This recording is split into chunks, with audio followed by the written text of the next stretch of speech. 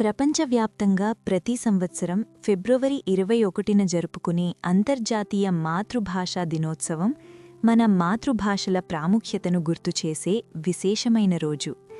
ఈ సందర్భంగా మన తెలుగు భాష యొక్క గొప్పతనాన్ని స్మరించుకోవడం మనందరి బాధ్యత. తెలుగు భాష భారతదేశంలోని ప్రధాన భాషలలో ఒకటి. దీనిని ఇటాలియన్ ఆఫ్ ది ఈస్ట్ అని కూడా పిలుస్తారు. ఈ పేరుకు కారణం తెలుగు భాషలోని మాధుర్యం, లయ, సొగసైన శబ్ద నిర్మాణం. వేల సంవత్సరాల చరిత్ర కలిగిన ఈ భాషలో అనేక కవులు, పండితులు తమ సాహిత్యంతో అపూర్వమైన కీర్తిని సంపాదించారు.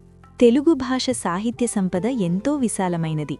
నన్నయ, తిక్కన, ఎర్రప్రగడ వంటి కవులు మహాభారతాన్ని తెలుగులోకి అనువదించి భాషకు గొప్ప గౌరవాన్ని తెచ్చారు.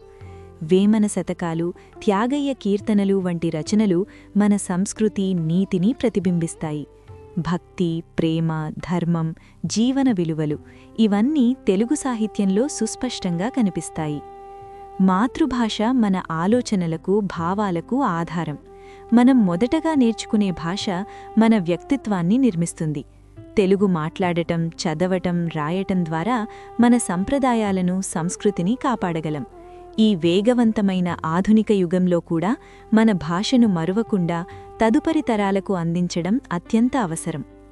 ప్రస్తుతం సాంకేతిక రంగంలో కూడా తెలుగు తన స్థానం పెంచుకుంటోంది. సోషల్ మీడియా, యూట్యూబ్, డిజిటల్ ప్లాట్ఫామ్ల ద్వారా తెలుగు కాంటెంట్ విస్తృతంగా వ్యాప్తి చెందుతోంది. ఇది మన భాషకు కొత్త జీవం పోస్తోంది. ఈ మాతృభాషా దినోత్సవం సందర్భంగా మనం ఒక సంకల్పం చేద్దాం. మన రోజువారీ జీవితంలో ఎక్కువగా తెలుగు ఉపయోగిద్దాం. పిల్లలకు తెలుగు నేర్పుదాం. తెలుగు సాహిత్యాన్ని ప్రోత్సహిద్దాం.